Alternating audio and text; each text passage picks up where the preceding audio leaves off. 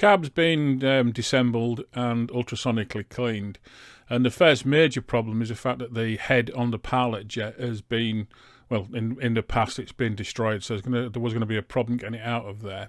What I actually did was use a reverse rotation high-speed drill bit, and in doing so, obviously the drill's working in the opposite direction, and it fortunately grabbed and it unwound with the remains of the pilot jet. So that was the first job done out of the way. So we've blown through the airways again with an airline, high pressure airline, and we're now just going to refit a new pilot jet. Again, just carefully easing it down. It doesn't need a massive amount of pressure. Now going to remove the float valve housing.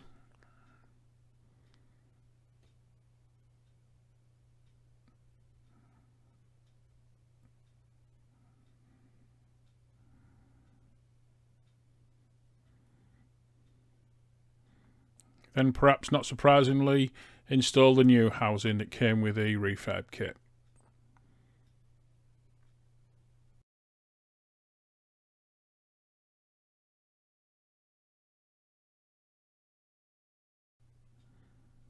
Again, another brass on aluminium component, so only needs to be finger tight.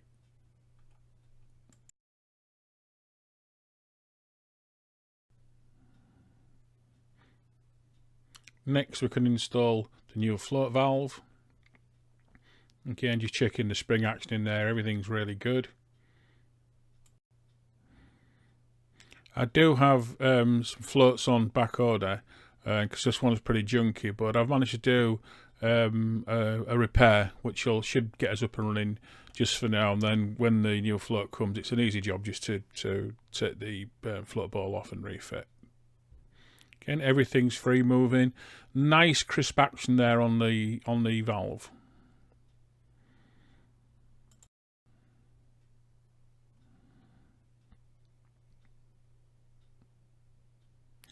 On with a new ball gasket, and back on with the repaired float ball.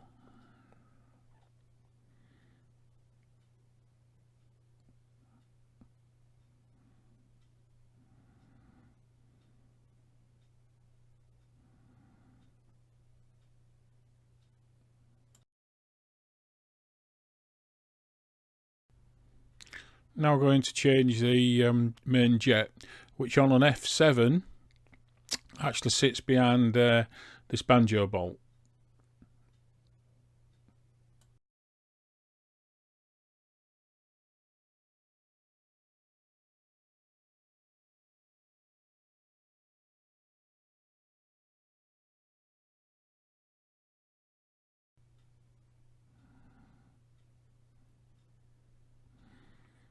So remove the old main jet.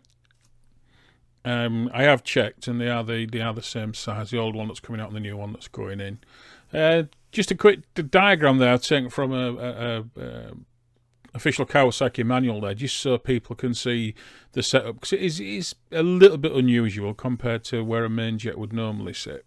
I think the idea is that you can change the main jets by as an access point on the engine on the side cover.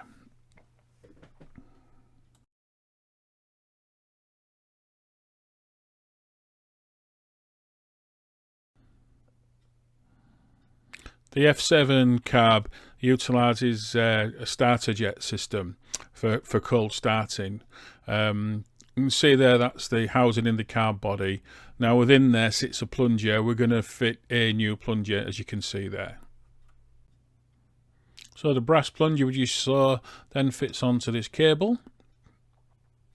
Slip a spring on first, new spring.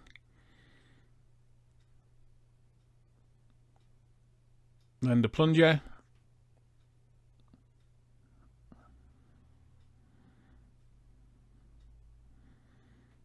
and we screw the full assembly back into the carb body, and really that's the carb refurb done.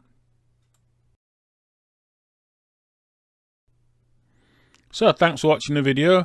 Hope you found it informative and helpful. As you can see, I've put a drawing of the carb up as well. Hopefully that's going to be of use when you're working on the carb, if that's the way you go.